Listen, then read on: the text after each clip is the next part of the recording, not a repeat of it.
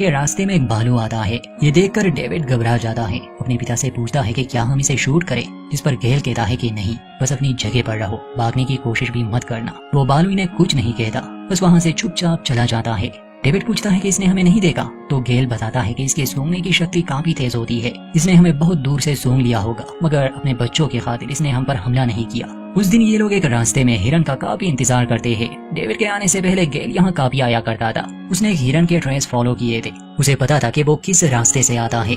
वो चाहता तो इसका शिकार कर सकता था बहुत दिन पहले ही, मगर उसने ये अपने बेटे के लिए छोड़ा था। पूरा दिन इंतजार करने के बाद वो हिरन इन्हें नहीं दिखता। गेल हैरान था कि भला वो कहाँ गया। जब ये लोग थोड़ा आगे जाते हैं, जहाँ एक झील थी, उस हिरन की लाश वहाँ पड़ी थी। किसी नौसिखिए ने उसे गोली मारी थी, मगर हिरन जख्मी हुआ और यहाँ तक भाग आया। ये देखकर गेल को बहुत गुस्सा आता है। वो उन लोगों को काफी बुरा भला कहने लगा जिन्होंने इस हिरन को इतनी तकलीफ दी, क्योंकि ये 3-4 दिनों से यहाँ तड़प रहा था। बिना शिकार के गेल वापस जाना नहीं चाहता था, इसलिए ये लोग आगे बढ़ते हैं। गेल को कुछ ट्रेस मिले और फिर एक हिरन।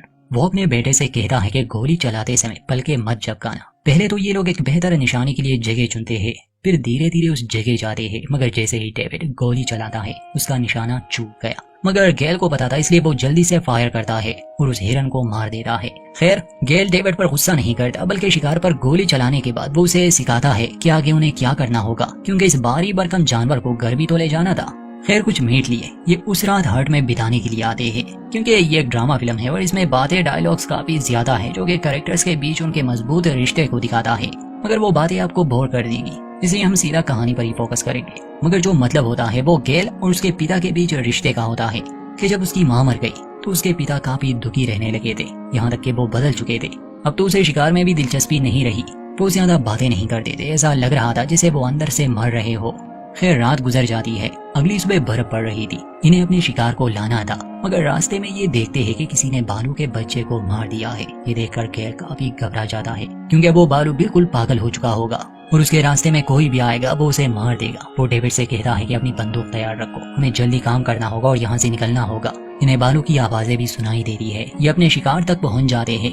गेल उसके छोटे छोटे टुकड़े करने लगा। वो डेविड को भेजता है कि वो पीने का पानी ले आए। पास ही एक नदी थी, मगर जब डेविड वापस आ रहा था वो देखता है कि भालू का वो दूसरा बच्चा भी जख्मी है और वहाँ पड़ा है। डेविड उसके करीब जाता है तो वो डेविड पर ही हमला कर देता है और उसका हाथ काट लेता है। गेल को अंदाजा हो जाता है कि कुछ गड़बड़ है, इसलिए वो डेविड को बचाने जाता है। उस भालू को भगा देता है, उसे मारता नहीं। गेल देखता है कि डेविड का हाथ काफी जख्मी हो चुका है। अब तो वो बड़ा भालू यहाँ आने वाला था इन पर हमला करने के लिए, इसलिए गेल डेविड को एक पेड़ पर चढ़ने के लिए कहता है। फिर वो उसे बंदूक भी ले रहा था कि अगर भालू से मारने की कोशिश करे तो वो अपनी रक्षा कर सके। डेविड का एक हाथ काफी जख्मी था। अपने पिता से कहता है कि मैं बंदूक नहीं पकड़ सकता, मगर फिर भी गेल उसे वो देने की कोशिश करता है। तो जैसे ही डेविड बंदूक को पकड़ता है, गलती से वो अपने ही पिता को गोली मार देता है। गोली उसके टांग में जाके लगती है। वो तड़पने लगा। इतने में बड़ा भालू वहाँ पहुँच जाता है। खैर, किसी तरह गेल हाथ में गन लिए तैयार हो जाता है, मगर वो भालू वहाँ से वापस चला गया। उसके जाते ही डेविड पेड़ से नीचे उतर गया। वो अपने पिता की मदद करने लगा, मगर उसका काफी खून बह चुका था। गेल कोशिश करता है कि वो गोली को निकाल सके, मगर ये इतना आसान थोड़ी ना था। खून ज्यादा ना बहे, इसलिए वो टांग को बांध देते हैं। गेल डेविड से कहता है कि यहाँ से कुछ किलोमीटर की दूरी पर एक केबिन है, वहाँ से तुम्हें मदद मिल जाएगी। वापस आने के बाद तुम पानी की आवाज सुनना, मैं इसी नदी के किनारे बैठा रहूंगा। मगर डेविड को ये सब सही नहीं लग रहा था। वो अपने पिता को यहाँ मरने के लिए नहीं छोड़ सकता था।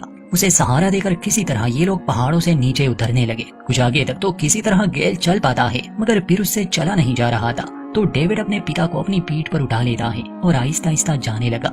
चलते चलते डेविड अपने पिता से पहले शिकार की कहानी सुनता है। डेविड ने काफी वजन उठाया था, इसलिए उसे भूख जल्दी लग जाती। मीट पकाने का समय नहीं था इनके पास, इसलिए डेविड उसे कच्चा ही खाने लगा। रात बिताने के लिए एक जगह वो कैंप लगाते हैं, मगर गुजरते समय के साथ उसके पिता की हालत खराब हो रही थी। सुबह होती है तो डेविड पर डर हावी होने लगा, जैसे वो भालू से मारने आ रहा हो। गन लिए वो सावधान हो जाता है। तभी उसके पिता की आंख खुलती है, जिसे तेज बुखार था। ये देखकर डेविड रोने लग जाता है कि अब उसके पिता मरने वाले हैं। फिर उसे उठाकर डेविड अपना सफर शुरू करता है। गेल में जो थोड़ी बहुत जान बची थी, उससे वो डेविड को रास्ता दिखा रहा था, मगर ऐसा करते करते 2 दिन और गुजर जाते हैं। अब गेल ने खाना पीना भी छोड़ दिया था। वो डेविड से कहता है कि तुम्हें शिकार करना होगा, कुछ खाना होगा, वरना मेरे साथ तुम भी भूख से मर जाओगे। क्योंकि गेल सही से अपने होश में नहीं था, इसलिए वो ठीक से रास्ता नहीं बता पा रहा था और दोनों भटक जाते हैं। एक दिन डेविड पीने का पानी ढूंढने चला गया और गेल एक पेड़ के नीचे बेहाल पड़ा हुआ था। तभी एक हिरन उसके करीब आती है, उसे छूकर चली जाती है। ये उसके लिए एक अलग एहसास था। गेल को बस अपने पिता के साथ बिताया हुआ समय याद आ रहा था। डेविड बर्ड्स का शिकार करता है और 2 दिन बाद जब तेज बर्फबारी हो रही थी वो एक घर तक पहुंच जाता है। डेविड की हालत बुरी थी और अब तो गेल कोई बात भी नहीं कर रहा था। डेविड दरवाजे पर दस्तक देता है, समझाने की कोशिश करता है कि हम एक गाड़ी में यहाँ आए थे मगर वो मुझे नहीं मिल रही। मैंने ढूंढने की बहुत कोशिश की और ये मेरे पिता है। वो औरत समझ जाती है कि ये बहुत दूर से आए होंगे। वो अपने पति को बुलाती है। वो डेविड की मदद करते हैं। शाम को जब एक डॉक्टर आता है, गेल की जांच करता है तो असल में वो मर चुका था। जब वो डेविड को बताता है कि तुम्हारे पिता नहीं रहे तो डेविड कहता है कि मैं जानता हूँ। शायद जब वो उसके कंधों पर था तभी उसे पता चल चुका था। अगली सुबह वो उसके पास बैठ जाता है, रोने लगा। और यहीं पर इस फिल्म का दी